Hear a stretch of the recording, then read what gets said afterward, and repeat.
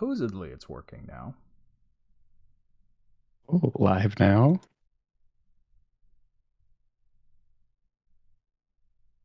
I think it's working. Well, there we go. God, that was annoying. Sorry about that.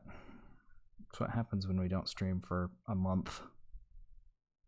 To be fair, we've only been doing this for like 3 years. So it's not my fault they pushed a critical patch or a critical update that for some reason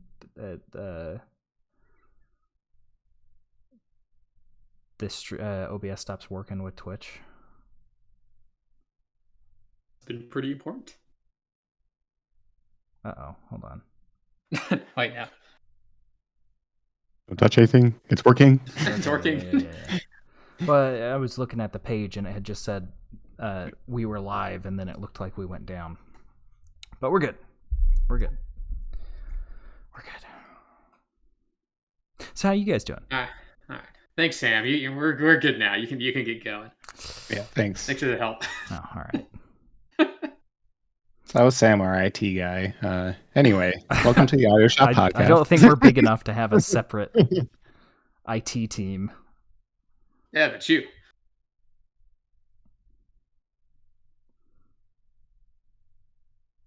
I wish I knew how to do more of that. I'm severely lacking. Well, we don't pay you, so. I mean, you're not making money either. Well, no. Yeah. I'm the only one making money off this. Wait, why are you making? This is the second time or third time you've been on? Third, yeah. Why are you making It's money? It's all about merch sales. Oh, I see. T-shirts. I knew we shouldn't have signed over those merchandising rights to Matt. It seemed like such a good idea. I mean, it was weird that you wanted my face on your shirt, but who am I to judge? Look, marketing said to drive up sales. I'm marketing, by the way. Hi, Mark. Marketing. All right, let's see. I think I got to balance you guys a bit because I have Cooper set to a very specific level. It's my internal frequency. He has me down to a science.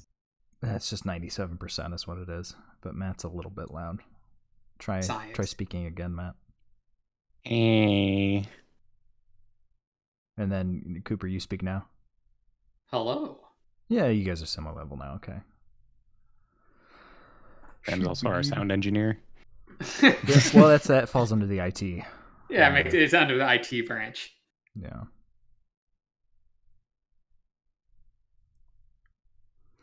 The other issue is I'm pretty sure the percentages are global. So if I ever change your guys' volume in another channel or another server, it stays. So I got to remember to change it back. Oh, that's interesting. It's a good way to do it, though, from an application perspective. Yeah, I guess it limits. I mean, maybe I hope it's stored locally because that's a bit of a weird thing to have them store, right? I guess, yeah. They can't have our voice. Although they match a lot to that legally. You say that there is I was just watching the new Corridor Crew video. There's apparently a AI program out there where you upload this consent audio clip and they can AI generate your voice. And it sounds, I mean, other than a little bit of... You're talking about a deep fake? Yeah, but it's deep faking your voice. As opposed to? Your face. That's what most deep fakes are. I had no idea it was called different things. I thought deep faking also included the voice. Sometimes it does, but usually it's just the face.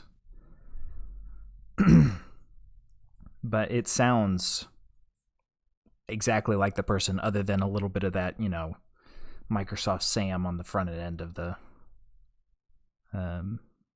words. I know what the next big money idea is. What's that? Deep faking voices, deep faking faces. Where the real money is deep faking gut flora.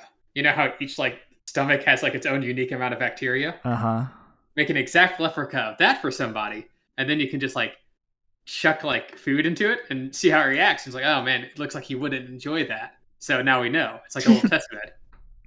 They're halfway there. You can take poop pills from someone to change your biome to be similar to theirs. Yeah, exactly. Now, I wouldn't categorize that under deep faking, Cooper, but I think you're onto something there. I'd say it's deep faking in a way. Biological deep fake.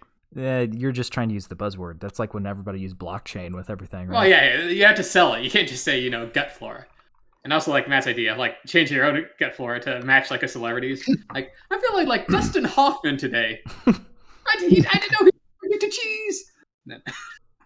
No, but that's a good idea, because then once you have that, you can go through and be like, okay, so these bacteria do this.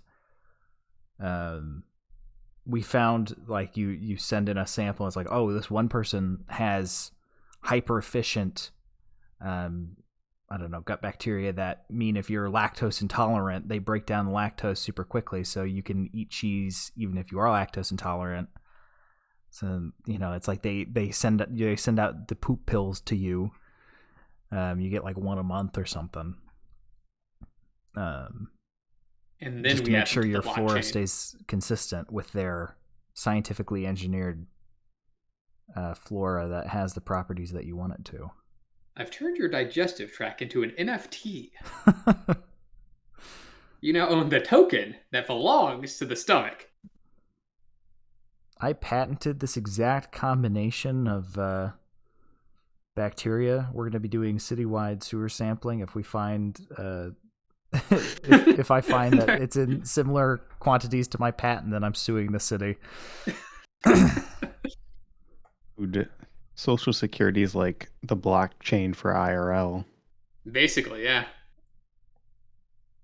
Except somehow less secure. I mean, it's just a number. Yeah. It's a numeric. It's a number that is assigned sequentially to you, and it's used for identification purposes, which it was never meant to. You're not supposed to do that.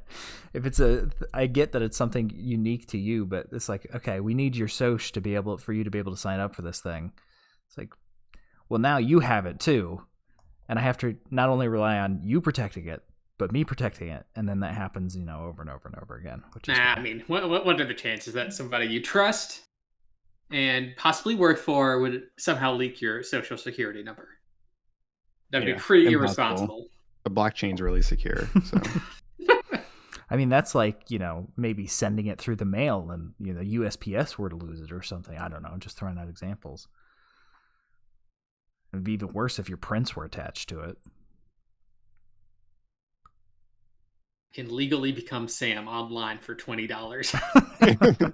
No, that's why I pay for the monitoring.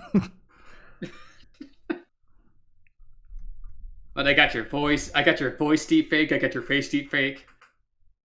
So I got your fingerprints as your social security number. For going back to the voice deep fake thing, the way they did it is they did it without his knowledge, because they do a podcast, and they found every word that they needed for the consent, because you have to record your voice and then upload the consent before they do anything.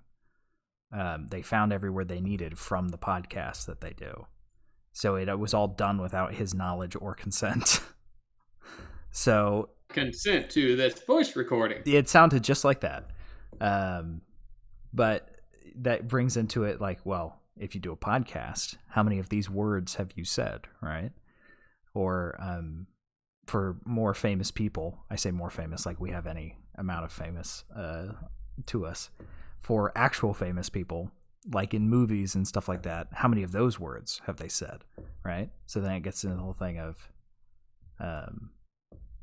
how easy will it be to mimic someone's voice? Because it sounds like the person. Other than that bit of Microsoft Sam, like I was saying at the beginning and the end, it sounds exactly like the cadence and intonation and kind of stuff. New money idea. Go back into old silent films and deepfake the voices back into the film. So the only issue with that is they usually, with the part where they speak, it's usually just a black screen with the text on it, right? They aren't actively moving their mouths most of the time, right? Well, you can add it back over. At that point, just remake the movie. No. It's less novel that way. Wouldn't that make it more novel? My name is Buster Keaton, and I consent to having my voice. Well, first of all, you'd have to get a recording of Buster Keaton's voice. And I haven't looked it up, but I'm like 90% sure Buster Keaton's been dead for like 50 years. He's been dead for a while, I can tell you that. Because he died. There was a thing on NPR about him actually recently, where he died like near the peak of his talent. So it was a while ago.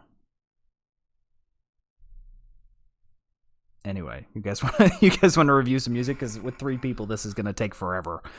Yeah. I cut most of mine a bit shorter, but we'll see. This might go on for a while. Yeah, let's jump into it. Doing music?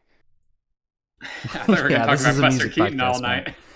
Well, hello there, everyone, and thank you for tuning in to the Audio Shop podcast. This week we are doing American Idiot by Green Day. This was a suggestion coming to us from Matt, who's sadly with us here now. He gets This is the only time they let me out of the basement, guys. Nope. For Green Day reviews. Yep, the only time we let you up.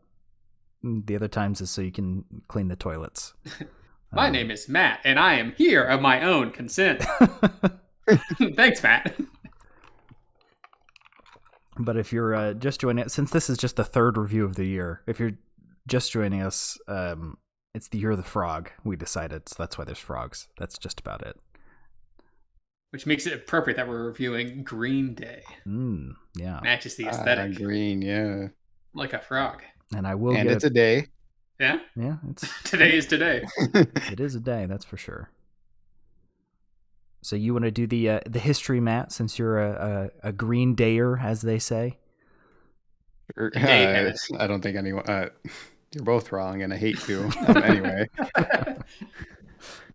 I'll do the histories. First off, I have to get this out of the way since this seemed to have gone over both your heads when we did 21st Century Breakdown. I definitely told one of you at least once, and another of you at least twice, that this is a punk rock opera. Now, did any of you guys forget? As we're seeing, out good. Okay. I take it back. I wrote that on Jesus is Suburbia. I said, "Is this a rock opera?" Oh, so you did forget. Oh, are you talking about this album? This album, yeah. This album. I don't remember being told. I can't tell if you're joking or not because I literally told you last night. But anyway, and when we first suggested this album. So again, like 21st Century Breakdown, well, this is a punk rock opera, not a rock opera. And also, they both forgot again that this is an opera. I recalled. No, you didn't. It's called comedy, Matt. Comedy, playing it up for the audience. Yeah, why'd you break the wall? Just see or the act. Just say the history. Okay. All right. So American Idiot. This is their 7th studio album, that released in September 2004. It's gotten a Broadway musical adaptation, which had a mix of songs from American Idiot and 21st Century Breakdown, and received pretty good reviews. I saw it as well, and I thought it was pretty good. And a film was mentioned and was continued to be mentioned for American Idiot for 14 years. And just in 2020, when asked in an interview for any update, because it was just up in the air, like pretty much no information, Billy, the lead singer, finally said, yeah, that's essentially been scrapped at this point. So no film for that, which is a bit of a shame. This story's got potential to be a movie, and I think it actually would have been a better adaptation than a musical. But maybe in the future, who knows? So this album followed Warning. That was the previous album that came out in 2000, which was well received, but a commercial flop. So positive reviews, but didn't really sell well. And after touring, the band was actually at a point where they were questioning if they should continue as a band. This is due to different issues, like I guess Trey and Mike thought Billy was very controlling in the music making process. They didn't really have much say in anything, and at this point, whether it was because of Warning being a flop or not, Billy was afraid to start showing new songs to the other band members. So they kind of hit a creative wall. At this point, they had meetings and eventually came to an agreement to all pitch in on song creations and to respect each other over criticize. And this led to them trying to make an album called Cigarettes and Valentines. But after this, it is also a weird album too. They had like Mamba numbers Mamba numbers and a bunch of random stuff in it. But the master tapes for the demo were stolen after recording. After a while, they did eventually get them back, and their producer asked them, "Is this really like? Do you want to release this? Is this the best you got right now?" And they all kind of were like, "Maybe not." Which, I don't think I want to hear a Mamba number by Green Day. Green Day. The only thing I want to hear more is a rockabilly. Oh yeah, more rockabilly. But anyway, they still saved those, and a few of those songs were actually used for inspiration during this album, the creation of this album, American Idiot. At this point, they agreed they wanted to make a punk rock opera, and the producers thought it was a great idea. So this began in recording with each band member, since they all wanted to be a part of the creative process. They made 30-second songs, and they made it a competition to outdo each other. And these 30-second songs were eventually worked together to make Jesus of Suburbia and Homecoming. So that started off the whole rock opera thing. Those two, they're epics. Those two songs kind of formed the basis of the whole opera. So what it's about, I've got notes on, each track and what that leads in the story. It's, as far as themes, it's a coming of age story with a lot of socio-political themes. You can easily tell from Holiday or American Idiot. A lot of it was shaped by the Bush administration, 9/11, and the Iraq War. And the ending is very up to interpretation where our main character ends up, but I'll try to list out at least what I think it ends up being. And that's pretty much the history. It ended up shaping, rock music for the decade. Is very, very much talked about. I don't know. I don't think I've ever heard a person say they've never heard of American Idiot. I mean, personally, I prefer Canadian Idiot, but... Ooh. Immediately after the history. I thought we'd at least wait till we got to the song that you make that Weird Al reference. Didn't help himself. He was chomping at the bit. I just had to get it in there. I had to do it before Cooper. But that's the history. You guys want to get into the music chat? I say we do. I imagine Matt's a bit of the expert on this one. I can't imagine how many times you've listened to this. I don't even know. Track 8, Solid State Survivor. Okay. I don't always do all of the stuff beforehand. But track number 1, the titular track, American Idiot. Hey, let's keep this clean, Matt. I know you're a little new to the channel. We're trying to keep it PG. You listen to this album, right? Yeah, anyone who's listened to this album has come to listen to stuff about the album. I don't think they need to worry about swear words. I have a story about that when we get to track number 4. About my childhood. But for American Idiot, personally, I prefer Canadian Idiot. Oh, it's just as funny the second time. It's even funnier the second time. But I notice it kind of has not a studio quality performance, but more of it sounds more of like a live performance. It's like you're standing in front of the band. They don't perfectly mix everything, right? The hi-hat's more in the left than the right, but that's because they're standing on your left in theory. I thought that was a cool way to go about it. Yeah, which is always an interesting thing when you think of mixing in terms of a punk album, right? Because the punk roots are very much in small, intimate live performances. So how do you translate that to an analog listening experience. A lot of punk bands like to go for like a rougher cut in terms of like their presentation, which I think is on display here a little bit. It's not like super like dirty production, but yeah, it's still got that personality. Yeah, this is definitely this is a punk rock opera, so a lot of the songs are punk rock, and I'm sure we're all aware punk rock is it's not the most complex of music making, right? No. It's catchy chords, really just head thrash, get your blood pumping. Yeah. And they did try to make it a bit more diverse than that. They wanted to build up on it, and I think they did that a lot. And we'll probably talk about this in a repeated fashion throughout each song. Is that drumming is a lot more dynamic in these songs than in usual punk rock songs, which really adds that additional flavor that it needed, especially if you have to sit through it for a rock opera. And I'll get into like in some later songs, but I definitely appreciate how much the drummer Trey switches it up throughout this album. Oh, you mean Trey Cool? Trey Cool, sorry, his full title was noted. That's Serve Trey Cool, recently knighted. I like how he switches it up throughout the album. It's very dynamic drumming. Yeah, and it's no different in American Idiot. American Idiot is pretty much the example of a punk rock song, except for the drumming, which is a good thing. Yeah. It's under 3 minutes. It's got a very catchy guitar riff, a catchy main chorus, and a simple guitar solo that works well. So it's definitely overall it's an A+ example in my book of what a punk rock song should be.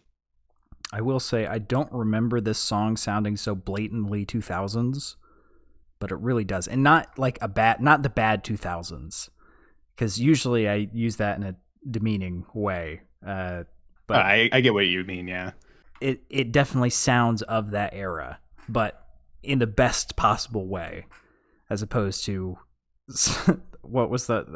There was something we listened to where it just made my ears bleed by the end of it. I don't remember. Father of All. Probably. That's probably what it was.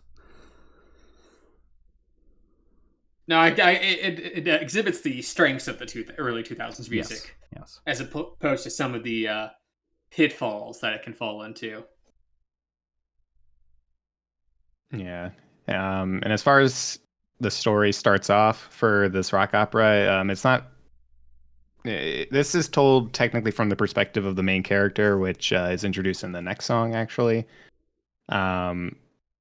Basically focusing on how media really twists how things look in the outer world. They make things sound as terrible as they are, like as terrible as they can be, really making people restless. Definitely more of an entertaining factor as well, instead of real news. And also straight up said it's essentially a huge middle finger to they specifically call out rednecks and show pro LGBTQ support. So yeah, just as far as lyrics go, that this is all from the perspective of the main character, and leads him to not like the people around him for being really into this kind of stuff. Pretty accurate representation of America still, sadly. Jump into track number 2, if you guys are ready. Track number 2, Jesus of Suburbia, which is quite a chunky song at just over 9 minutes. Yeah. So, like what you were saying, Matt, it's kind of really a lot of micro songs. Yeah, it's our first epic. Get a style change about every 2 minutes, sometimes every 1 minute. Which is needed, definitely. If you're going to listen to something for 9 minutes, I'd rather it be a bunch of many things flowing together than sounding the same for 9 minutes. Agreed. And first thing I have to get off the bat, xylophones are underutilized in rock and roll. Okay. It does pop in every now and then on this album. I will say, there's one metal xylophone part in this song, which was done well. But... Well, I specifically picked up on the Glockenspiel, because there was a really nice acoustic part, probably around 6 minutes. I didn't write the time down, but it was really good acoustic. I was like, oh yeah, this isn't something we've had yet.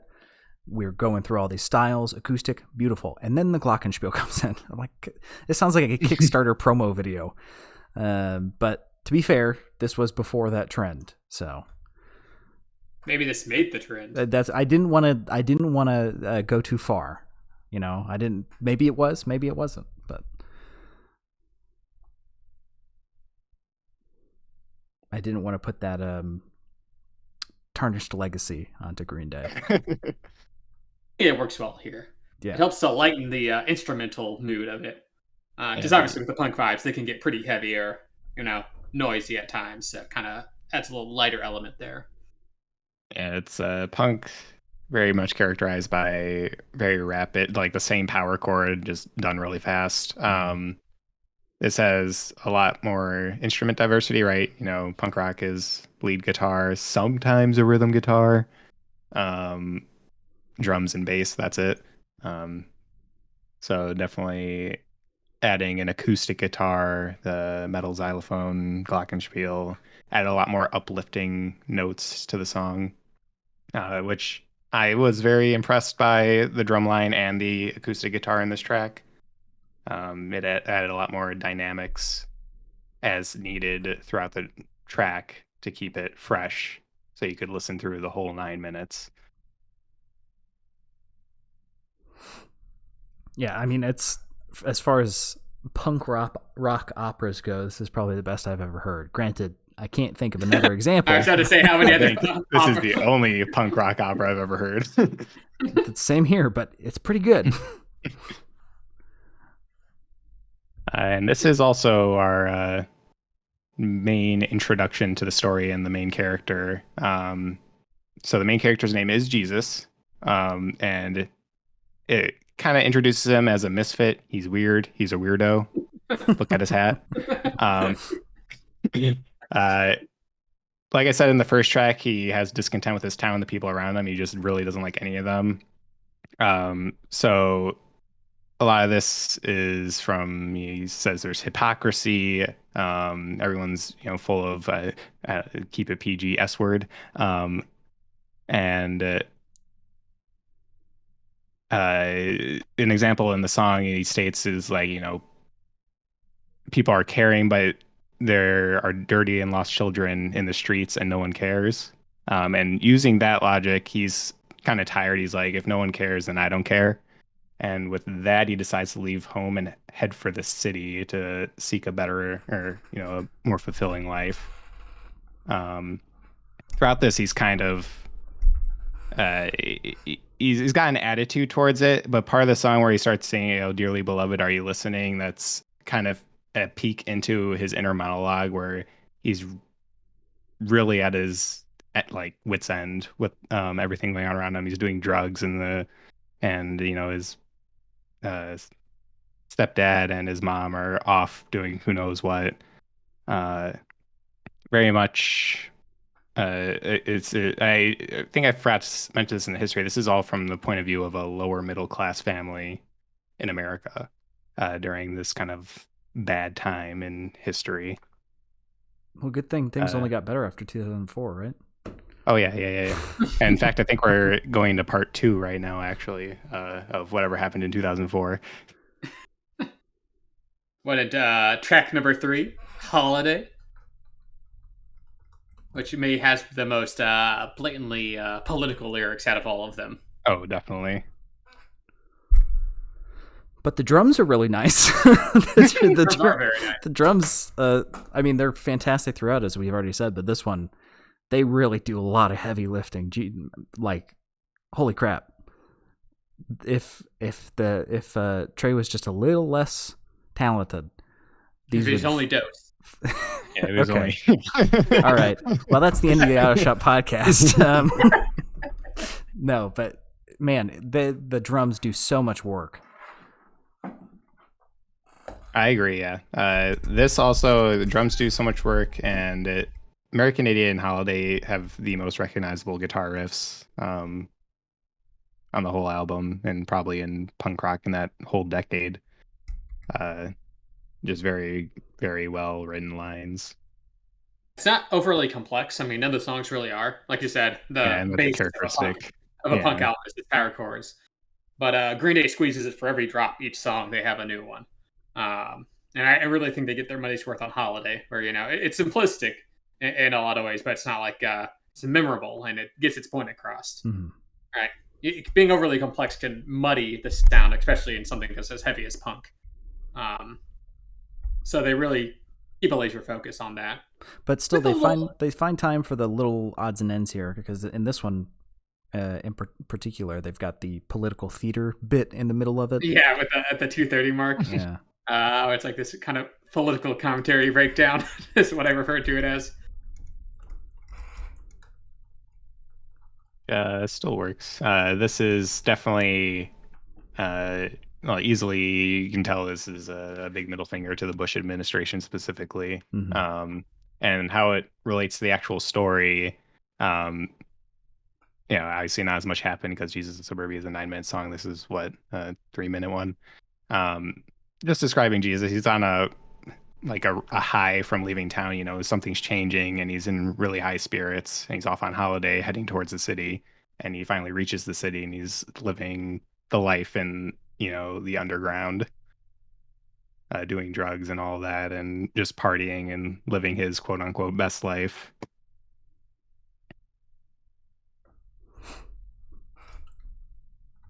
Hard to live your best life under the Bush administration. Jumping to track number 4. Well, same with the timely political commentary. It's just a couple years too late. The Boulevard of Broken Dreams. Now, is it fair to say that this is their most famous song? Or that be Boulevard of Broken Dreams? Yes. I would say probably. Because there's a couple on this album that I think you could argue. So you could argue for, on this album, Boulevard of Broken Dreams, Holiday, and American Idiot. But as far as most known song, that could also be what's it called? Why am I blanking on it? 21 Guns, or a bunch of songs off Dookie, like When I Come Around, or I'm blanking on the name. There's one really popular. Not a true fan, Matt. I gotta keep inventory. But I mean, in terms of just a casual, Welcome to Paradise. There you go. Everyday listener, Yeah. I think it'd be hard for them not to instantly recognize Boulevard of Broken Dreams. Just that little sentence fragment. I've got 2 stories about this one. So I played this song in my middle school band. And it sounds really terrible when played by a middle school band. I had the main line on tuba, of course. It sounded shit. And then because of that, I got it on my iPod Classic. But I didn't know it had swear words in it. I didn't know it said fuck. And I was terrified that my parents would find out, because stupid was a swear word at that point in time, right? Despite them having to click through the parental control thing because it was rated explicit when I bought it on iTunes. So I rarely listened to it, because every time I did, I had to hide away, because it was like they can hear it. They can hear the word fuck through the headphones. Truly punk.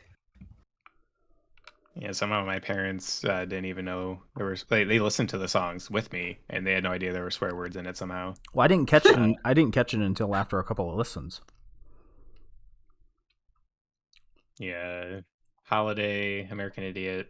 They got a lot of swear words in them. They are a punk band. Mm-hmm. Counterculture. It is counterculture. They swore on some NHL broadcasts. And they were told explicitly not to, but they did it anyway, so that's just who they are. That's pretty punk of them. Explicitly not to. Haha. But this is, a pretty big style change. Granted, we got a little bit of this in Jesus of Suburbia, but this is a bit slow, even compared to some of the sections in that, which isn't a bad thing. Oh, no, it's, for the flow of the album, this is really good. It's what it needed. It's slow, but it's still dramatic. Especially the outro, very dramatic with their use of the whammy pedal for guitar, both in this guitar solo and the outro. Really well done, and the drums were just banging away during that last part. And I'm really happy for that style change in guitar, because we did get a lot of variation in Jesus of Suburbia, but man, there's just something about mid to early 2000s guitar work that just grinds my gears after I hear more than a couple minutes of it. Probably because I lived through it. There's certain chunkiness to it. Yeah. Like a texture that's distinctly 2000s. It's like being forced to eat mashed potatoes for an hour. Maybe? Is it one kind of mashed potato? Yeah, one just poorly mashed, skins on. They didn't really wash the potatoes. I like the skin. But that's the good one. The skin, yeah. Like when it's chunk and you, yeah. No, you don't understand. It's poorly mashed. They didn't put any butter, and you're not allowed any salt. I could eat that. For an hour? Yeah. Okay, well, you do listen to Green Day, so. Wow. I'm just saying, and I appreciate that they don't do that for an hour. They actually give us variety. You know, we get some Hasselback potatoes. We get some fries. There's variety. It's not just the bland mashed potatoes. Green Day is a variety of spice variety. Green Day's a potato. Green potato. Don't eat those. That'll kill you. Oh. As far as story goes, so this is kind of when the party's died out and Jesus realizes that he's still all alone in the city. He's just kind of wandering the streets. And the high of being on this adventure is starting to die down. And he's starting to realize it's not too much different than it was back home. Maybe the grass isn't always greener on the other side. A little lesson in my punk rock? Might be more cocaine. Probably will be. Cocaine. It's punk rock. Jumping to track number 5. Are We the Waiting? I will say. This one's oh, sorry. Go ahead, Goop. No. I was just going to say that. You said, oh no, so I was going to continue. No, but then you said, go ahead, after I said, oh no. So I took you said that after. Okay, go. Yeah, so this one keeps kind of the lower energy of Boulevard of Broken Dreams going into it. I think this album's got a pretty good song-to-song flow. It doesn't exactly jump around too much. That gives you kind of emotional whiplash. Yeah, that lower energy, I think, is clearly they still were thinking about album structure in the mid-2000s. So we haven't found the cutoff point for it yet, because it's somewhere, and we'll find it. We'll find it. God damn it, we'll find it eventually. But this song fits in perfectly. There's maybe one other spot that they could have put this in, but then again, also being a rock opera, you kind of can't mess with the order of the songs too much. Yeah. But in terms of styling, this is the correct style to use here. It slots in so nicely. It's at lower energy than Boulevard of Broken Dreams even, so there's not kind of that whiplash of energy. Not ignoring the end of the song when it instantly goes up to 100, which is, I feel like sudden increases in energy are acceptable, drops not so much. Yeah, so this is there's two-part songs in this album. Are We the Waiting, the next one, St. Jimmy, are technically one song but two parts. Mm-hmm.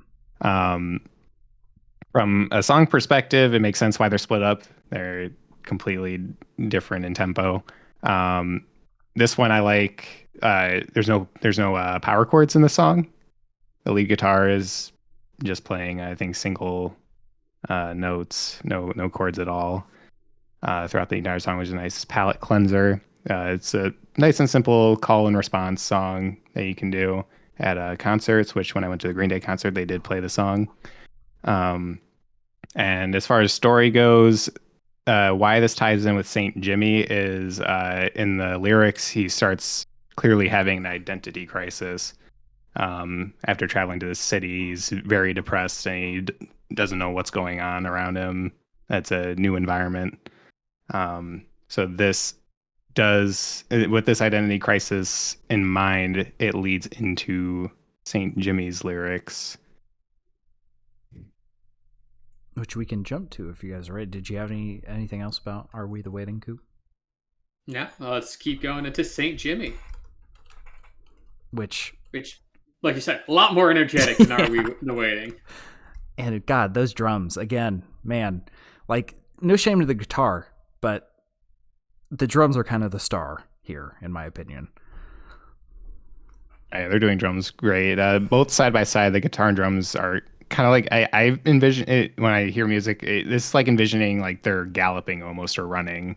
Is just the pace that they're going at in sync. Very driving. Which is a very good feeling after that slow. Yeah, it gets you revitalized for, this is like a halfway point in the album. It gets you revitalized for the next half. And I like the way he says Jimmy. Say Jimmy. No other note there. Yeah, this is I mean, not too much to say. It's a punk rock song. As far as lyrics go, this is the birth of Jesus's alter ego. He decides, it's very similar to, you're the new kid, you're the new kid at school. You can change your identity to be whoever you want. No one knows you. So he kind of takes this a very extreme route, and he tries to build this persona of being kind of like a rebel, like a revolutionary, to be looked at as cool and fight for a cause, all really just for appearance's sake, not really because he believes in a cause. And in Jesus of Suburbia, they call him the son of rage and love, and it's supposed to be like it's a bit corny, but he cuts out love and it's just rage. That's St. Jimmy, just doing cocaine lines and really running the underbelly of the city. Really turned his life around. Oh yeah. Turned it in a direction. Yeah, which is taken on even more in the next song. Track number 7, Give Me Novocaine. This is a change that was caught me off guard at first. It's kind of like tropical music at the beginning, kind of. Yeah, can't say I'm the biggest fan of that island-style guitar. But it's just for those little licks here and there, which I guess they're trying to convey the feeling of taking Novocaine, which is that an opiate, I assume, right? It's actually Michael Caine's sister. Okay. Michael Caine's not his real name. That's a stage name, Cooper. So his sister wouldn't be called Novocaine. He had her change it, to keep up appearances. Wow.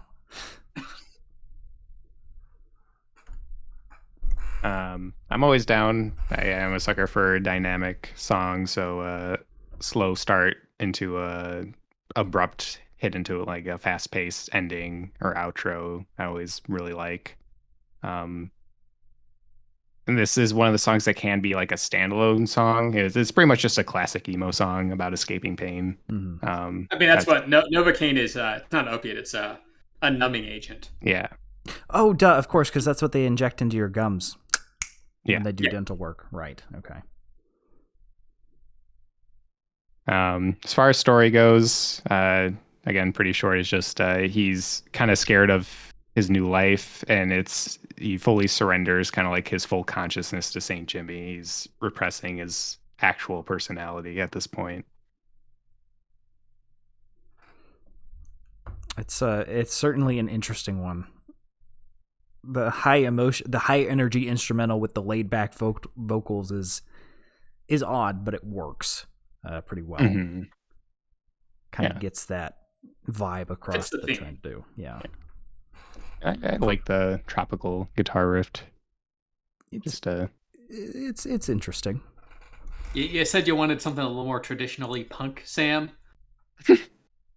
Did I say that? I don't think I did. Well, then we can go straight to track number 8. She's a Rebel. Yeah, I definitely didn't ask for this track. I'll tell you that. It's a punk opera. You gotta have punk. This is a full-on punk rock. This is just the punk rock song. The transition was pretty bad, I have to say. There's no shame in doing a cut, and they should have done one there.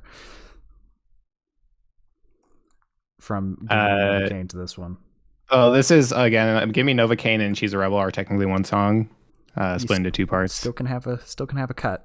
You don't have to do an awkward transition. I thought the transition was good, but to each Jinx their own, I guess. Oh, jinx.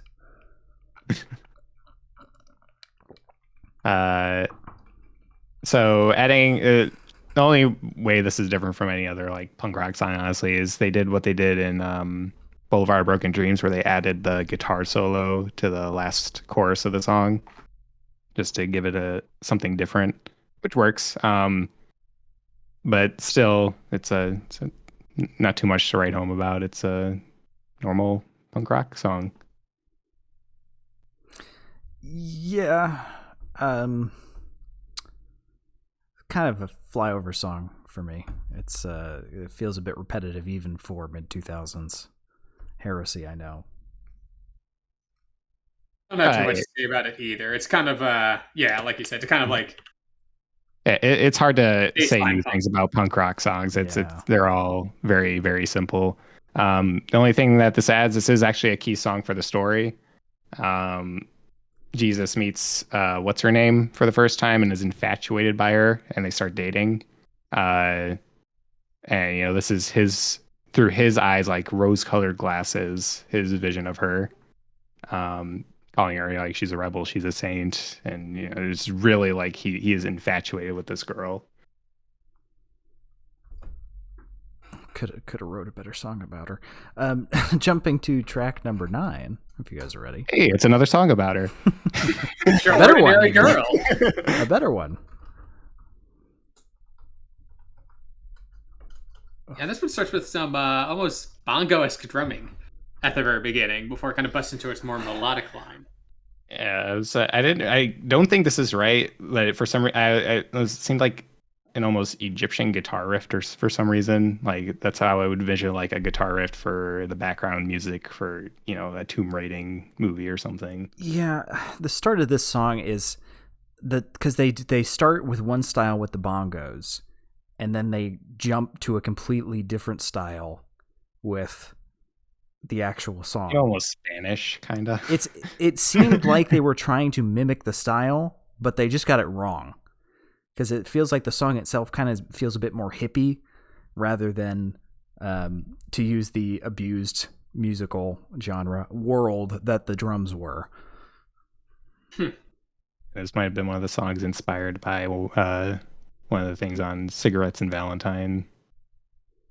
I kind of like its take. I mean, the bongo transition is a little odd at the beginning, but I do like the eventual melodic line that it jumps into with the acoustic lead and Billy's vocals paired with it. I also like that little breakdown at the end of every chorus where everything drops down to just Billy's vocals. I also think that's quite nice. Yeah, it's a fine song. It's just those bongos at the start and the song itself are two completely different beasts. It feels a bit odd. And I guess maybe I'm used to it on this album since like every song has like segments to it that are pretty different than the other segments. I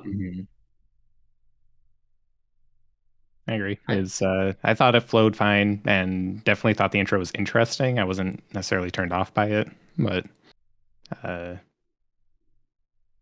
this is interesting. I wouldn't rate it as great per se, but you said it'd be funny. I said it'd be interesting.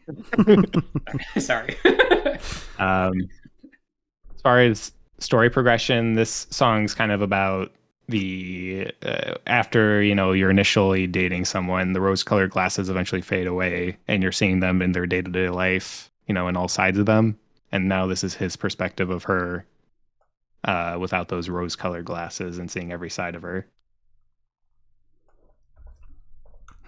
Important story elements. Jump into track number 10. Letter Bomb.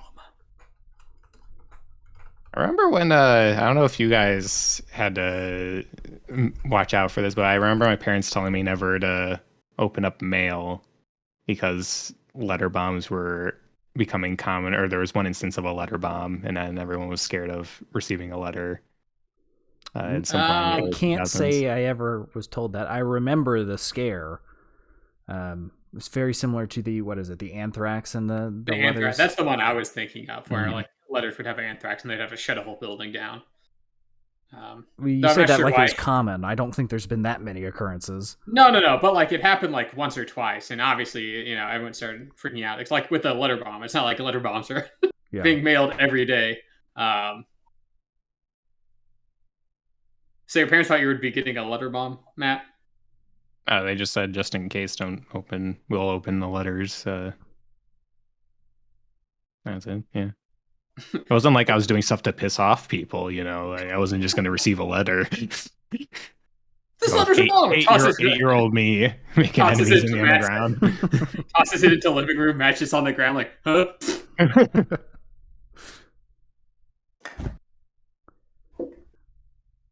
But I will say, this is the song where I realized that every single song so far has had. I swear they put the titles of the previous song in each one.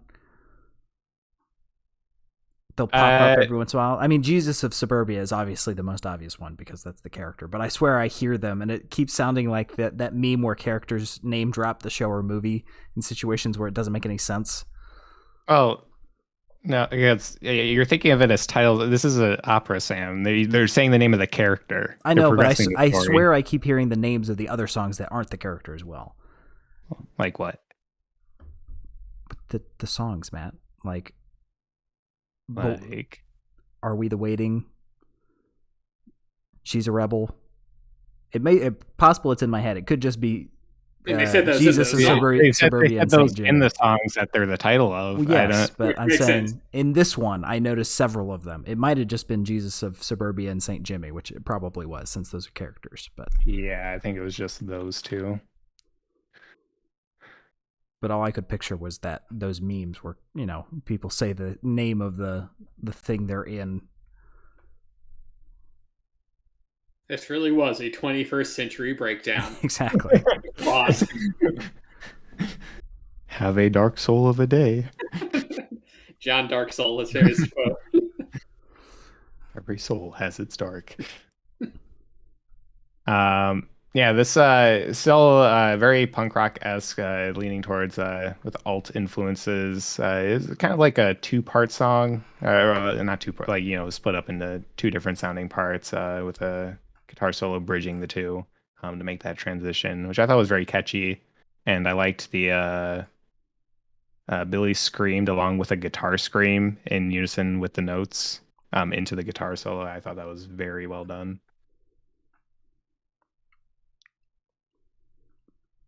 It's an interesting song. I really dig the outro. I think it's because we haven't had a hard cut in a while, but that transition to bring the energy down and the slow fade of the guitar and guitar riff, very well done. Yes, it really helps to bridge the energy between Letter Bomb and the saddest song of the album, which is track number 11. Wake Me Up. Hold on, we gotta talk about the story of Letter Bomb. How we progress it. Oh, yes. So this song leads off with some girl who I don't even know who they got to sing this, singing, nobody likes you, everyone left you, they're all out without you, having fun. And this can be interpreted as Jesus' inner monologue towards himself, or this is what what's her name said to Jesus as they broke up. At this point, Jesus is really having, again, another identity crisis since St. Jimmy isn't really him. And using that persona to pick up what's her name, the whole relationship's just kind of falling apart. And at this point, they break up. And I think that's pretty much it for the whole song. Oh, Sam, I wrote this down. They say, you're not the Jesus of Suburbia. The St. Jimmy is a figment of your father's rage and your mother's love. Made me the idiot America. So American Idiot. Maybe that was the line that did it. Oh, so that's why they call it that. It is me. I am the American Idiot. Yeah, that's the story so far. And it continues in track number 11.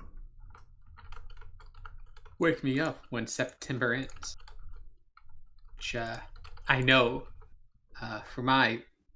from slight background is that it's about Billy's deceased father. Yeah, this is probably the most detached song from the main story on the album. It can be interpreted as, still from the main character's point of view.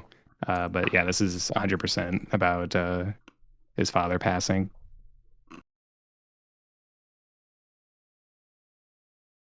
Which I think really shows in the emotions of this song. It's probably the most emotionally charged song on the entire album, especially given the subject matter. And I Oh, kind of like how that's definitely. played in with being very. It starts very softly, but as you get further in the chorus, these guitar Yeah, chords are chugging into it. Mm-hmm. yeah, it starts off acoustic and then breaks into a full, electric guitar, rock body, and outro. It's all done very well, and really delivers on key, delivering in on the emotional message Billy is trying to get across to everybody else. Yeah, just a fantastic song. I mean, it keeps that laid back. I mean, bad thing to say when he's talking about the death of his father, but it's kind of a laid back singing approach, even while the instruments and everything else wells up underneath. Probably the best example of song progression on the album, in my opinion. I 100% agree. And again, the drums are fantastic. The outro for the drums, they just crescendoed upward. Mm-hmm. Just extremely well done and delivered on the emotional intensity. Very impactful. I really think each member of Green Day were on their A game during this album. 100%. If only Even like I didn't touch on it. I mean, there's some rolling bass parts in previous songs that also, to Mike's credit, were done very well. He's not, but though sadly he's not as he wasn't given as much of a lead part as he was maybe in Dookie, where a lot of like just bass parts were happening. But that's a different album for a different day. Close his computer. No. Jumping to track number 12, if you guys are ready. Track number 12, Homecoming, which is the second of the two operatic epics. Also clocking in at 9 minutes. Yeah. It's the second, yeah, like you said, it's the second epic that they made. Personally, definitely like Jesus Suburbia a lot better. Yeah, it's definitely the much weaker Trey's, of the two. One cool thing, Mike and Trey both had lead singing parts in the song. And I like Trey's part individually. That's the part where he's like singing about Rock and Roll Girlfriend and there's a saxophone in the background. I like it individually, but it messes up the whole flow of the song. Yeah. Lord, I did not like that style shift. This song's a little bit of a mess in terms of like, well, okay, because I mean, a good point of comparison is just Suburbia. It's a very direct comparison where every 2 minutes it went to a different melodic line or vibe or feel, but the song still felt fairly cohesive. Kind of had a common through line, where this song is kind of like, it really does feel like 5 songs smashed together and like that weren't strong enough to be their own songs on their own. Which, then it makes it some of its own parts. It's just kind of a weak song altogether, I think. Yeah, it's something. I mean, I like the start. I like the radio filter, even though that's not how radios have sounded for the past 30 years at least. But it's fun. The intro, yeah, Some fantastic. 2004. That was 30 years ago. What? Wait, hold on. Yeah, the radio filter on the intro and palm muting. Yeah, I'm a sucker for palm muting on guitars. It adds a lot of dynamics to songs, and they do that quite a bit on this album. Not a lot, but a bit. And that intro is a good example of how to do it. Yeah, it's a fine song. It's definitely Trey and Mike sang a lot better than I thought they would. Yeah, I'm also not a super big fan of that Rock and Roll Girlfriend section. No. It's like a Johnny B. Good parody almost. I know how much I love my rockabilly, but that was a bridge too far. And you know how usually I'm a big proponent of the rockabilly where it doesn't fit, but it completely kind of crashes and burns this song. And it's like wedged between like an army drum line, like Yeah, starting yeah. off to it. This whole song just all over the place. It's very all over the place. Uh, Again, acoustic guitar was really good. And tied in stuff that shouldn't have been tied in very well. I guess it wasn't really, but uh, definitely eased it. Um, and again, being the second epic, it's got a lot of story implemented into it. A lot of the two epics have huge, they're the driving force of the whole opera as a whole. In this, Jimmy finally gets back to his hometown, uh, and it commits figurative suicide, and Jesus fully takes over his personality. At this point, he's either on welfare or working a desk job, and really yearns to go back to, that old lifestyle he had, and looks on it very fondly, and he really wants to get back out of that town that he's in. At the same time, he knows that life wasn't for him. That's pretty much the subject matter of Homecoming. It's him coming home. And playing some saxophone. Oh, yeah. That one was pretty good. It was fine. Yeah, I just don't think it works with the punk still over top of it. It's a little awkward, but... Yeah, I wouldn't classify the epics as punk rock. Definitely like alternative. Sorry, alternative rock over top of it.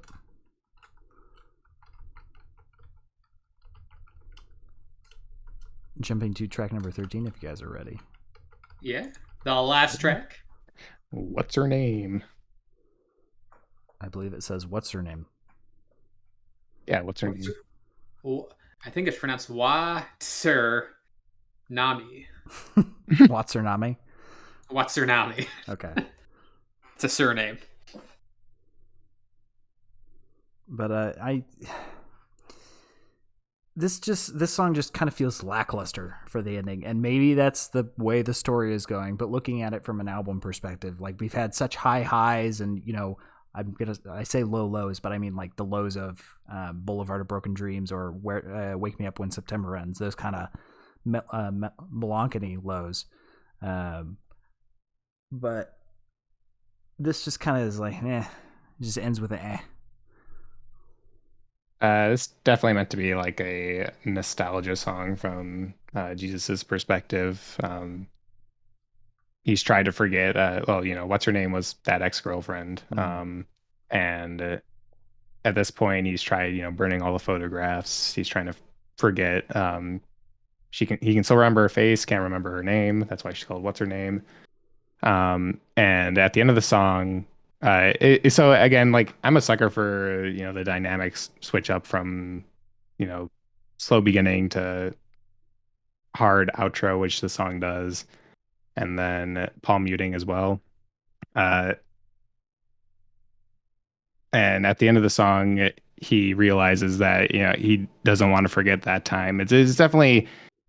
I think it delivers its message well, but I get what you're saying where it doesn't quite match up. The whole opera is, it's a lot going on, very fast paced. It matches the theme, but now it's just nostalgia. And I don't know if that's just misplaced maybe in your eyes, but I think it does deliver on what it needs to.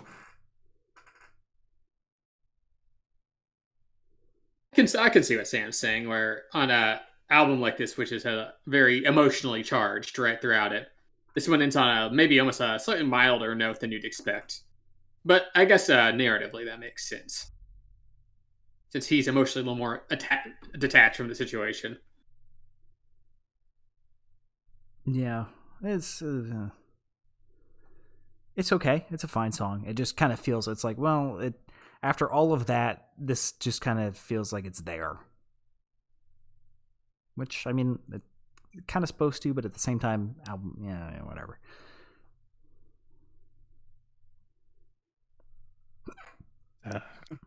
Okay.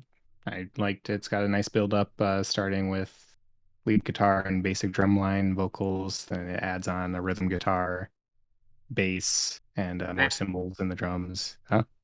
Matt, Sam said you're wrong. You have to. You're done. But I'm describing that. Doing my job, man. I'm just joking. I'm joking.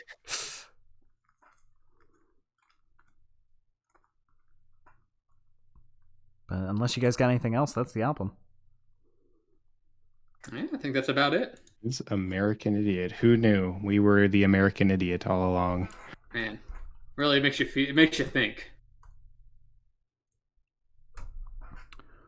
So let's do you want to do the rating system? The rating system, Matt, or do you know the rating system? I know you haven't watched for a while. Pretty sure I know the rating system. We got so here at what do we call it? Audio Shop. We got that one car thing logo. Personally, me not a fan of cars. But I know my two great friends here love cars. Don't stop talking about them. They got like 2 Barracudas. I'm getting my third one. Actually, just got the text. I got my third Barracuda. You got to get third. Yeah. You need doubles at least. So for the ranking system, they decided to go with a car thing, car shop thing, because this is a whole car shop. So we got Showroom at the tippity top. That's the best, the cream of the crop. You think everyone should experience it. Either, it's a great album just for song quality, or, a cultural phenomenon, or it just tells a great story. And then you got Lake New. Yeah, it's still, you want to show it off to people, but you can't give it like it's perfect. There might be like one bad egg in the batch or two. Then there's some how was it again? You can just do Scrapyard now. You don't have to do them all. Oh, down to Scrapyard? Yeah. Oh, I don't do them all. We just say cool. Showroom and and you Scrapyard. go down to Scrapyard. That's basically every ELO album. Okay, well, Matt is getting kicked from the Discord. So that was audio. Sam, now. please let him explain the system. This is his time to shine. Continue. You're saying ELO? Yes, of course. Well, yeah, I just. Sam's got a gun to my head. Please send help. That's just bottom of the barrel. There might be like a single on the album, maybe, but that's all it's got going for it. Did I do good? Yeah, you get the cream of the crop, other than the ELO side. We'll have to dock your pay for that one, but Docker, say, does he owe us money now? Yeah. But Cooper, why don't you do yours first? Because I don't have a one for Matt yet, and I have to create that while you do yours. Yeah. So, are we not going to do our favorite or least favorites first? Oh, right. Yeah, I got ahead of myself. I'll start with my favorite tracks. I think this album's got some pretty good singles. Pretty strong. American Idiot's great. Also a big fan of Holiday. Though I think I'll probably have to go with Boulevard of Dreams. Maybe not the most punk song in the album, but I think it's got the most punk sensibilities in terms of like the emotions of it, right? It's a very downtrodden song, but keeps a good beat. And I also want to give a shout out to Extraordinary Girl. I know, kind of changed up the instrumental types, a little more melodic, a little more acoustic led, but I also kind of like that change of pace in it. What about you, Matt? What's your favorite? Yeah, my favorite. I love this album, obviously. And there's a lot of ones that I would rate favorite. I like the shout outs. Oh, geez, I'd have to shout out like What's Her Name, Wake Me Up When September Ends, Letter Bomb, St. Jimmy. I have to give all those shout outs. But I think I have to give it to Jesus of Suburbia. As far as getting the story started, as well as just every part of the song, I'm just very happy with it. I could listen to that on repeat every day. Good choice. Personally, I'm going to be very basic, and I'm going to say "Wake Me Up When September Ends." Good song. That's a solid song. Yeah, very solid. It's just got the best composition on the album, in my opinion. It's got good build, very emotional. It carries that punk / alternative energy while still being very emotional and slow. Just good song all around. What about your least favorite song, Cooper? Actually, let's put Matt on the spot. Let's have Matt do it first. Go now. Oh, geez. Least favorite song. There's only one song on the album that I have just skipped before and tend to skip, and that is Extraordinary Girl. Wow. It just doesn't do that much for me. I like how it progresses the story. It's still catchy, like in the background, listening to it, still catchy. But if I'm just listening to an album, like, on my couch or, doing something like that or on a car ride, it doesn't have enough for me.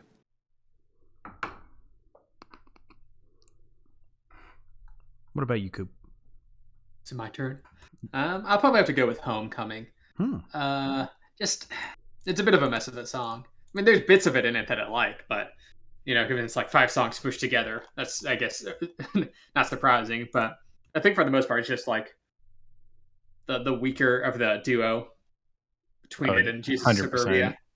And also not a super big fan of She's a Rebel either. Like, I know it's like a stereotypical punk song, but at 8 tracks deep in a punk album, it just kind of like becomes a filler song, I feel.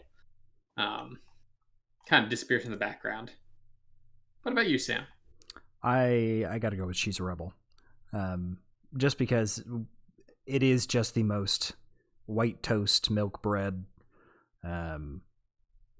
punk song when we've experienced so much more up to that point, as you said.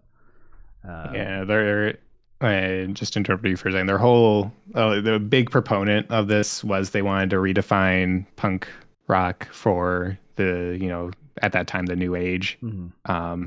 And I 100% agree that this was just slap it in there. Yeah, that is the bog standard punk song that had been all playing reliable for the past 4 years before that, or even a little longer.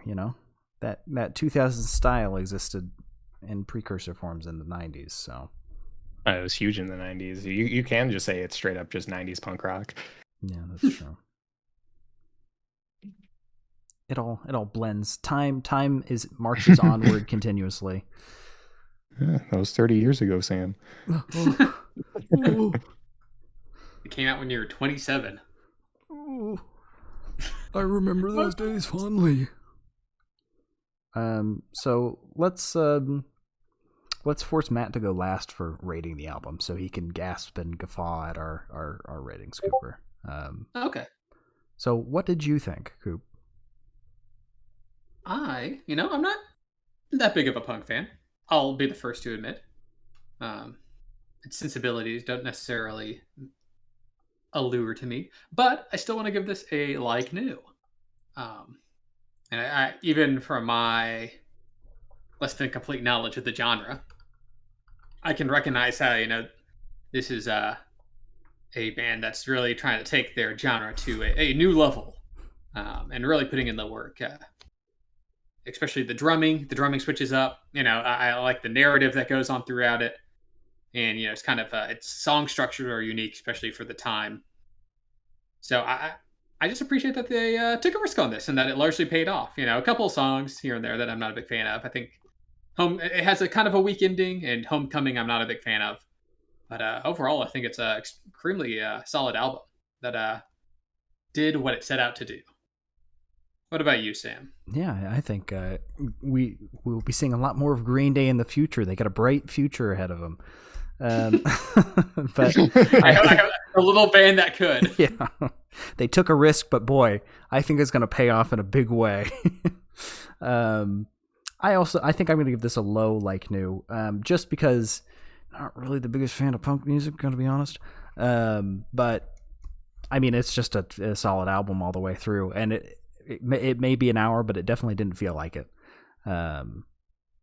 It really sucks you in, even if you aren't listening for the story, which I wasn't. I was listening. I prefer to listen to the instrumentals, but it's just, you go into it expecting a 2000s punk rock, and then you remember, oh yeah, they weren't all like that. There were actually some good bands in there, and I would definitely recommend giving it a listen. Maybe skip She's a Rebel, but whatever. What about you, Matt? What do you think of this album? I don't think you have to skip "She's a Rebel." First off, if you like Green Day, that's the kind of song you like from them. But You grate your teeth and listen. Yeah, I would give this a low showroom. Again, this is an album that almost universally accepted as changed rock during the 2000s decade, and defined it. So it's got its merits. I only thought one song on the album was weak, which was "Extraordinary Girl," and still I like listening to it in the background. Delivers on a great story. I think it was a better story than 21st Century Breakdown, in my opinion. And they did what they set out to do. They added really great twists on punk rock music, which I keep saying throughout this whole review. It's just so simple. So it's very nice to see some twists on it that really makes it fresh, like xylophones. But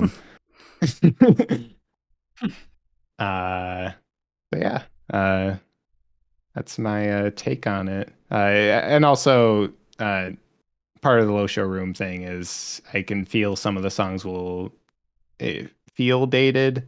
If you were around during that time, you can clearly see the influences from specifically the Bush administration, 9/11, and the Iraq War. Not all of that will be lost to time. There's still going to be war. There's still going to be bad administrations. But I do think some of that will be lost to time. A very heavy end for a, somewhat upbeat album. Not really upbeat at all. Not really. Actually, Billy's on record saying, "Yeah, no, it's just a fun little album. I don't know why people are reading so much into it." We cranked it out in like an afternoon. We let Ringo play the drums some too. Rolling on over to the spare tire, since that's the end of American Idiot, and turns out we were the American Idiots all along. So wait, hold on. Spare tire, huh? What? Spare tire is just whatever else we've been listening to for the past. How long has it been, Cooper, since the last? It's been like I think a week, maybe a little longer. I recall you two were playing Elden Ring. Are playing Elden Ring. Constantly, and it launched last weekend, which is why we weren't here, because we were going to do a podcast. That didn't happen. You're busy men. Yeah, I'll say. But what? They sponsor us, Elden Ring. Yeah, that's not Matt. I don't think we have any viewers, so I think a sponsorship's out of the question. But what have you been listening to, Coop? I've been listening to, like I said last time, a lot of Ryuichi Sakamoto from Yellow Magic Orchestra. He has a lot of very good kind of mellower piano albums that are quite nice to listen to while reading, or just doing chores. Also, listened to a little bit of JPEG Mafia. Came out with a new EP, which is very much in the same vein as his previous LP that I quite enjoyed. And also listened to an album by a band I hadn't listened to before called Nilufer Yanya. Nilufer Nanya. Which is kind of a guitar-based indie pop band. And I quite enjoyed that album. That album's called Painless. And it just released, so I quite enjoyed that one. What about you, Sam? What have you been listening to? Just the same old ELO. I've been getting back into. It's been really warm here, so I'm trying to bulk up that hot girl summer playlist again. So I've listened to that a couple of times. Dipping back into some Cassiopeia, some Asian Dreamer, just to relax, and still listening to Mr. Roboto on loop, because I can't get that song out of my head. And a lot of Yellow Magic Orchestra. Really, really enjoying just listening to it to death.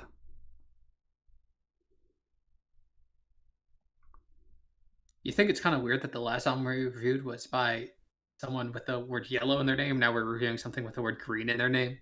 Oh yeah. Whoa. Are we working up the color, Shane? We gotta find another color This for is next sponsored week. by Green Bay Packers. Next week we'll be reviewing the Blue Man Group. But yeah, do you want to? Have you been listening to anything, Matt? Anything you care to share?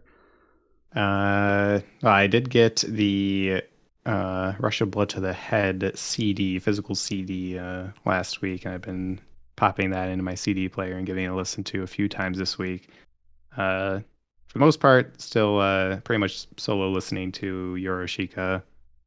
They have a 2-album like concept story that I really like, and at this point, I'm also using it to study Japanese by looking at the lyrics because there's an actual story throughout the whole thing. It's entertaining.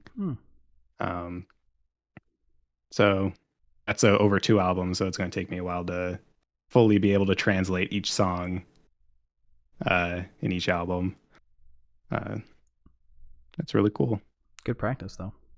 Mm-hmm. Yeah. But that's all we got. Thank you guys so much for listening. If you've liked what you've heard, you can scroll down. There's a picture of Jeff Lynne on the Twitch. That'll take you to YouTube, where all the past episodes are besides Supertramp. And you can listen to them there. And if you are on YouTube and you like what you hear, you can roll down to the description, and you've got a link to our Twitch, where we're live Sundays at 8 p.m. Eastern, usually. Can't really say that this year, but we should be here next week. And if you got a suggestion, you leave in the suggestion box. This was from the suggestion box. Matt probably left it, 2 years ago at this point, right, Matt? This song, actually, did you take it off? I don't think I did. It might still be there. I can yeah, 2 years ago. 2 years ago. yeah, so maybe don't leave a recommendation because it'll be a while. And how about the Twitter, Cooper? Well, you can follow us at AudioShopPod, that's P-O-D, on Twitter, and we'll let you know what we're listening to. In case you want to give a little listen beforehand and see and find out that we're actually making this all up. Yeah, Green Day is actually is a country band. This album was 20 seconds long. Country. They're more folk. It was we made this all up. All bongos and acoustic guitar. We didn't listen to a second of it. Matt made up that entire story. He doesn't even know what 9/11 is. Anything about the Buccaneers. All right. Well, thank you all so much for listening, and we will see you next time. See you later, shoppies. See ya. Bye, shoppies.